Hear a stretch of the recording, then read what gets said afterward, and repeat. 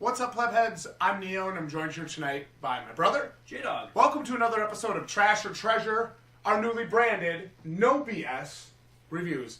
Tonight's victim, Darksiders 3. Jdog, let's talk about it. An unfortunate victim, I'd say, because there's so much good here. There is a lot of good here. So I played. I'm the one of us that played this, which was a nice break, I think. Yeah. I watched. And I watched. I was pleasantly surprised by the overall, I think, graphical, audio, Presentation. voice acting, the general presentation of the game itself. I think a good way to start off is to say it was very well done.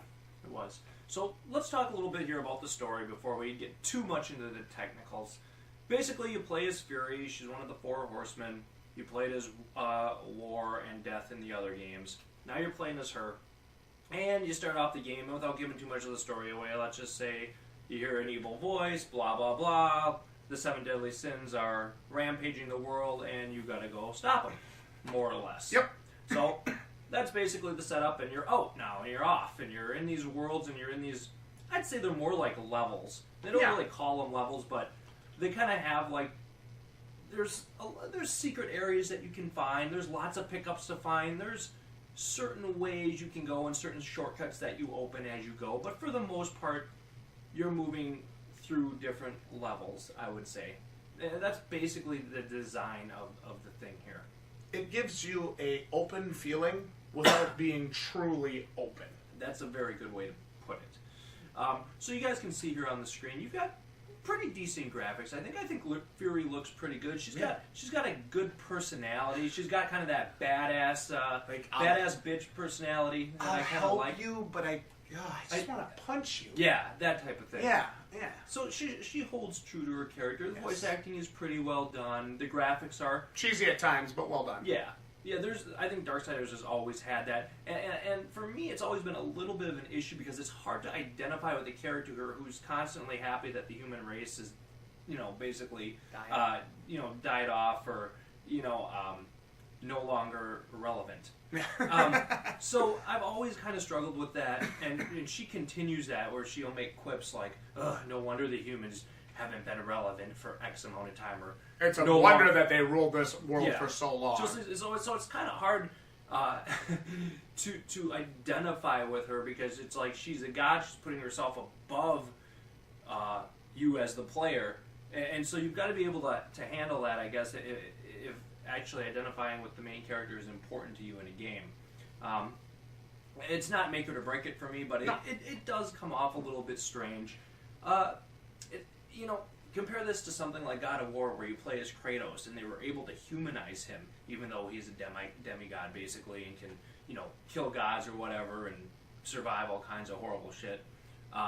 They were able to humanize him with his, especially in the newest game here with Atreus. They were really able to humanize him and give him more of like, this personality that you can connect with. And this humanity that you can relate to. So I feel like this game does struggle there a little bit, where she's tasked with rescuing humans and sending them back to Haven, basically. Yes. And she hates doing it, right? And she says, "Oh, well, do I have to touch them?" Or something like that. And it just it comes off as, wait, so am I a hero in the game? Am I not a hero? And it makes it a little difficult to really care about why we're doing anything. Yeah. Again, minor quip aside, not a make it or break it thing. That doesn't really affect the game's overall score, I don't think. No, it is just something to mention. Yeah. That you're playing as a character who... Well, I think some things aren't always black and white. Sometimes bad people do good things, even if it's for the wrong reasons. And that's true as well. So there's definitely some of that going on here. So, again, we've been talking about this. Graphically, the game, I think, holds true to the Darksiders graphical style. It does. I don't think it really strays too far from that. It's got that flamboyant look to it, kind of almost comic book style in some ways. Pretty flashy animations and moves. Yeah. Kind of like Devil May Cry.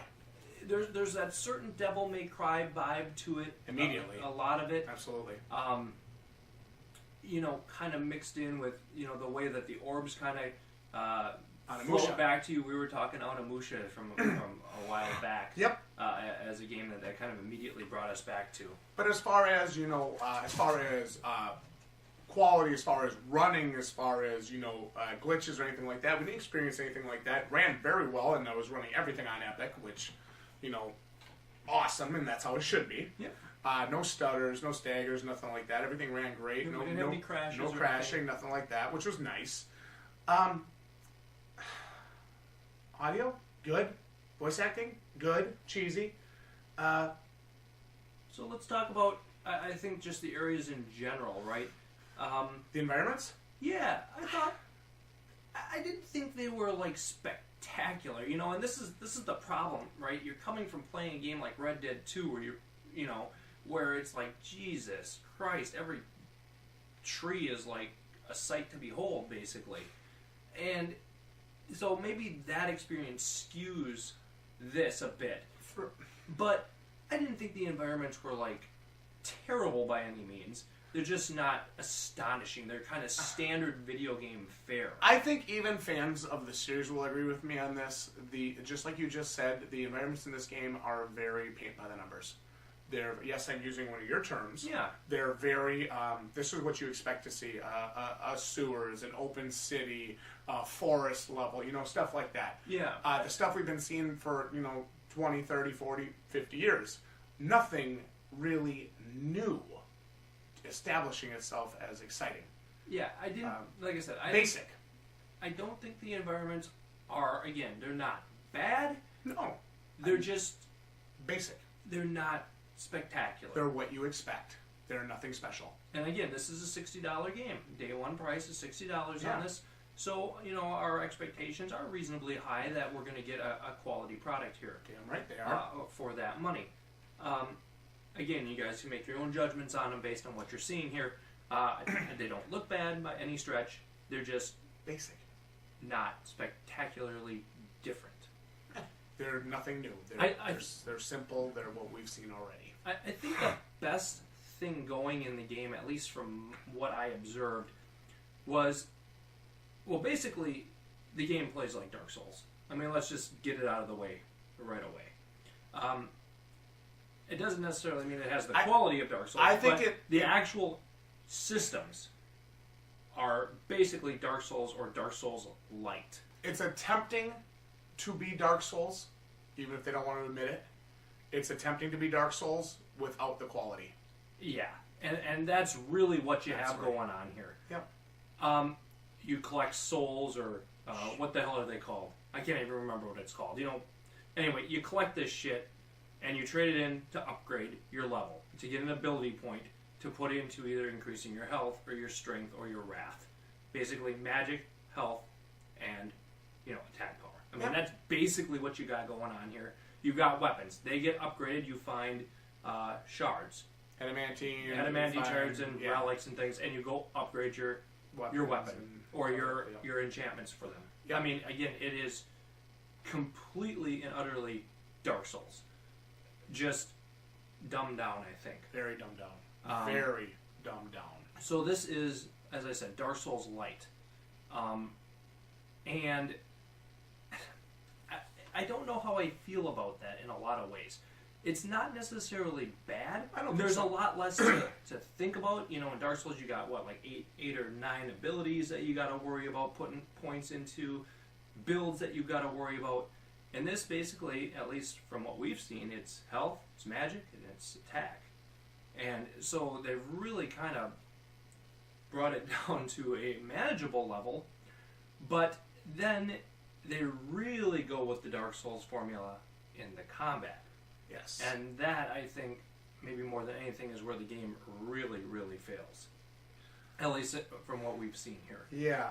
I don't want to feel like I'm coming off ranting, but you heard what I had to say on the way home tonight. I was very, very vocal and verbal about it. I wasn't so nice. It feels like a wannabe Dark Souls. and not in the good way.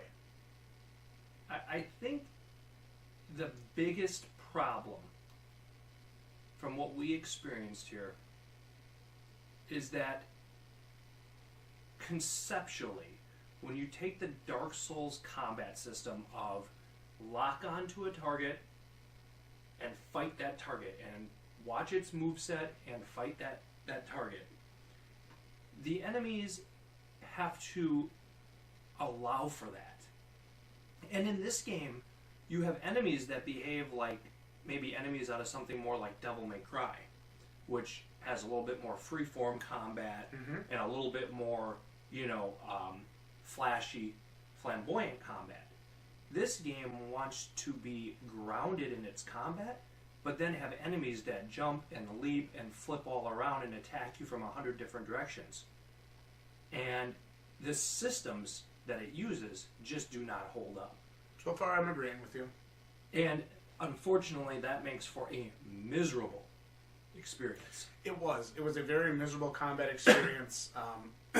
Particularly, one thing I really struggled with during my gameplay, and for me, this is well, how did I think experience ruining sounds a little too extreme.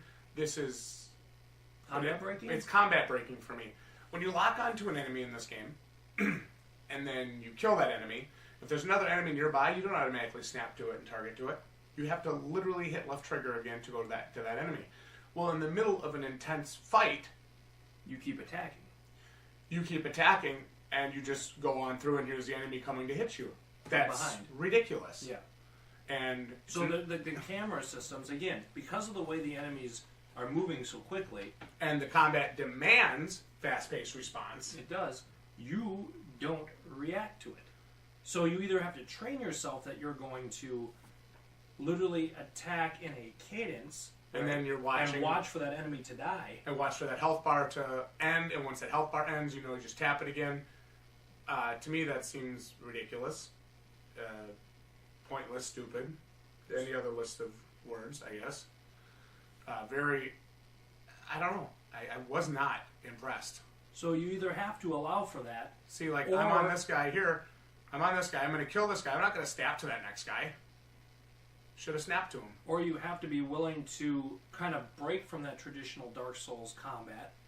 And especially for players like us who are Dark Souls veterans through and through, all 3 games, 100+ hours on each game. So does it want to be Dark Souls, or does it want to be something different? Yeah. Because the combat style says it wants to be Dark Souls. It does, but it doesn't it doesn't capture the nuances that made Dark Souls combat successful. And a lot of the Dark Souls encounters, you'd be fighting 1, maybe 2 enemies, right? Shielded enemies, slower enemies, right? With telegraphed attacks. And you would have to pretty much dodge those attacks or kite those attacks. You wouldn't just be able to attack through them, right? Rarely. For the most part. And so what you end up with here is kind of this weird stepchild. Yeah, of combat. I said it on the way down. I said it when we were kind of planning this video out, because we do like to plan our no BS reviews. It feels like, what did I say? Dark Souls and Onimusha had a baby and is being raised by Devil May Cry. Yeah, I think that's a good way to describe it, to be honest with you. You've got the flashiness. Definitely flashiness to this game. You've got the systems of Dark Souls. You've got the health and magic type fury systems of Onimusha for the most part. And so you just have this amalgamation of things that don't really work great together, I guess. Or could work better together if they were balanced and had the right mechanics implemented correctly. And that's where we're really, really struggled with this game. For me, and people say, well, you're just too picky. Look, Dark Souls combat is great because all the mechanics work together. And rarely do you get hit in Dark Souls if you're doing the right thing. Yeah. If you're understanding each enemy and understanding what you need to do, you rarely get hit in that game. Yep.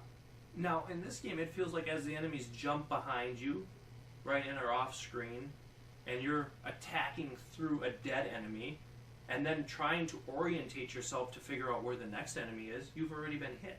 Yeah. So a lot of it really stems from this not only are you fighting the enemies, but you're also having to control the camera and the lock-on at the same time. Yeah. And sure, there are some fights in Dark Souls where you have to do that, but rarely did you have to do that against all of the fights. Yeah. So that, I think, for me, is really where this game lacks. And it's too bad because you've got a relatively entertaining game here. Yeah. For the most part, I like that there's lots of pickups because it always makes it feel like I'm accomplishing something. So I do like that. Yeah. Lots of pickups. How about the Relatively interesting characters, yeah. Things like that. And how about fun boss fights? And how about weapon upgrades and things like that? Lots of weapon upgrades. Now, we were only able to play with the whip, but if there's going to be some more weapons here and there, that would be great. Yeah. But so you've got, and then you've got areas within each of these levels that are kind of gated off at the start that you'll probably be able to come back to when you have the abilities that allow for it. So, yeah, there's lots of good things that I see like that. But at the end of the day, you kind of have a basic kind of game, and I'm sure that people that love Darksiders are honestly going to love this. Yeah. I don't see super big fans of the series hating this. I just don't see this doing anything to improve dramatically over the standard fare that's out there. And that's why, for me, it's hard for me to recommend it at a $60 price point. I'm thinking if you're liking what you see here, you can certainly wait here, and you can pick this up on sale and be a lot better off, or at the very least, rent it and make sure you enjoy it. Because for us, it did leave us with a little bit of a sour taste because the mechanics just didn't hold up well enough. The mechanics, here's the thing, the mechanics that it was clearly trying to copy, duplicate, improve upon, ended up being, like I said before, just basic. They're more of a hindrance than they are a help in the game. Yep. So, I definitely struggle to recommend it at the $60 day one price point. I don't recommend it at the $60 day one price point unless you're a serious fan of Darksiders. If you're a Darksiders fan, you're probably going to like this game. Yeah, and you probably are used to this. And you're probably playing it right now. Because it was definitely one of my biggest gripes with the Darksiders 2 game as well, is that the combat system just did not hold up correctly to the way that the enemies and the player responded. Yes. And unfortunately, that holds true in this game as well. Yep. And they had 3 games to get it right, and they still have not. So, again, if you actually absolutely got to have it, because it's the new Darksiders game, you're going to get it. If you like what you see, I think you wait here. I think you pick this up at $30, and I think you're going to be good at that price point. That's where I'm comfortable with this, recommending this. 60 is just not something I can recommend it for. It just doesn't improve enough upon the combat system to make the moment-to-moment gameplay entertaining. Yeah, the from like we talk moment to moment, right? So the combat to combat gameplay is, I found, very repetitive and lacking, stale, lacking. We talk about, like, you have this dodge, right? A big part of the combat is this perfect dodge, and then you can do slap, kind of a super attack to really do extra damage. Well, when we get into fighting the boss, you can literally sit right in front of him. At least I'm going to go to it. This boss fight that we did here, you'll die a few times on him. I do die a few times. I died 2 or 3 times on him. But you can literally sit there, time your dodge, and the guy never touches you. And I don't necessarily know if he has enough, Let's see if we attack range to where this really feels like you're ever in danger. And that perfect dodge, and we're playing on challenging difficulty, not easy, not normal. This is the 3rd difficulty, which is challenging. And there's also apocalyptic. So maybe that's where you need to go if you're a really seasoned. Sure, veteran. This is going to show it off right here. Watch now. Seasoned veteran of Darksiders. Dodge, hit. Stand there like an idiot. Dodge, hit. Stand there like an idiot. Dodge, hit. I mean, that's the definition of repetitive. And so this is what we talk about when we say... Look, I'm doing it on purpose at this point. Yeah, because I wanted you to see if you could actually just sit there and bait him. And you can, yeah. He'll swing twice on this next one, I think. You get hit there because you didn't time your dodge, but... At the end of the day, it wasn't particularly difficult to understand what you had to do here. This wasn't really unique, right? Yeah, and this is one of the bosses, Wrath or whatever. Yeah, it is Wrath. Wow. So, again, here's one of your main guys that you're fighting, and you just kind of have this basic paint by the numbers fight. Very basic. So, again, you gotta kind of be okay with that if you're gonna go into this. Yeah. I don't know if it's enough for me to say, yeah, I'm gonna do that first, and then pay $60 of my money to do it. No. You know, we have been spoiled a little bit this year with some really good releases that have really kind of upped things in gaming, I think. So, for me to say, yeah, I'll do it for $60, I've got to see something new and better than what's out there. Otherwise, these games are going to get the wait for sale, right? Yeah. $30 is a more realistic. For me, this is a only wait for sale. Yeah, this is more of a $30 price point. So I do not buy at $60 for me. And you know, too basic, too repetitive, nothing new. Sorry. So that's where I'm at with it. You know, if you love what you see, I guess you're out there getting it. Yeah, of course. If you're a Darksiders fan, I don't think you're going to be disappointed. Yeah, no. If you love the first two games, I think you'll be happy here. I really do. Yeah. It looks good. You got a great main character. It's probably one of the best parts of the game. But if you're just looking and saying, "Hey, Darksiders, I didn't really play the first two, but this one looks pretty good from a graphical standpoint. I wonder how it plays." I think you wait here. Yeah, definitely wait. Definitely wait. At the very worst, you go rent it, try it, and make sure that you're comfortable with the way that it plays before you commit your money to it. It's really important.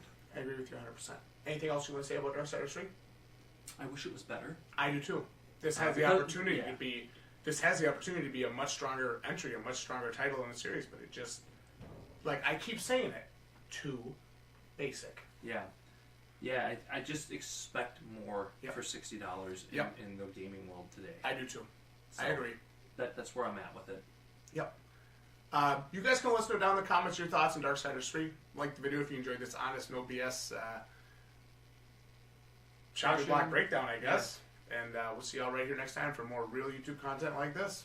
So, are you putting this in the trash or in the treasure? I am saying if you're a Darksiders fan, this is probably a decent-sized treasure chest. If you're a... if you never played Darksiders before, if you only casually played the first two and didn't really get into them, this is a shiny piece of trash. I gave you the analogy before we left for dinner that it's like putting a piece of pizza in the pizza box and throwing it in the garbage can. You'd still be okay with taking the pizza box out of the garbage can, taking the pizza out of it, heating it back up and eating it, because you know it didn't touch a garbage can. Yeah. This is like a shiny piece of trash or a dull treasure, depending on your point of view. For me, this is a very firm wait for sale, no room for what's the word? $60. What's the word I'm looking for though? Compromise. No room for compromise. Very firm wait for sale. Yeah. If you can get this for $20 to $30, I think you'll have some fun with it. Mm-hmm. But I don't think this game will do very much to bring anything new to the genre, to the series. It's a very fancy looking hack and slash. That's all it is. Yeah. It's nothing else. More or less. Yeah. That's basically what you're dealing with. Jdog, tell us your thoughts. Trash or treasure? Yeah, I really can't put it either place. I'm in the middle here. Shiny trash, dull treasure? Sure. I don't particularly hate the game. I don't either. I don't hate it as much as I thought I was gonna, and I don't like it as much as I wish I did. If that makes any sense. I don't like it as much as I need to for $60. No, and that's the truth. And when you look at the game, it looks really neat. And it does. You know, and that's the thing. It's like, you know, hey, this game plays pretty well, you know, looks good. Runs good. You're expecting a little bit more. Like, more, yeah. So, for me, I think it's just a game that gets added to the watch list. Yeah, right? wait for like a $10 or $15 PS Plus sale or something. And if I've got the backlog caught up, yeah, and this happens to be on sale at a pretty steep discount, I could see myself picking it up. Yeah, me too. But I don't have to rush out for $60 day one price. It's not a $60 day one game. And at the end of the day, when we review games, that's kind of how we do it, because we're not blessed enough to be getting every single game shipped review copies to us. So when we got to put our own money out there, the game better really hold its water, right? I mean, it better be really There's special. an example. It didn't switch to them automatically. Yep. So it better be really special to commit $60 to it. And this game is just not that special. it's not. So Okay, now you guys can comment down below. Let us know what you thought about Darksiders 3. Like the video if you enjoy the honest, no BS discussions. And we'll see each and every one of you right here next time for more honest YouTube content like this. thanks for watching, everyone. Good night. GG, you plebs. And GG, Darksiders 3.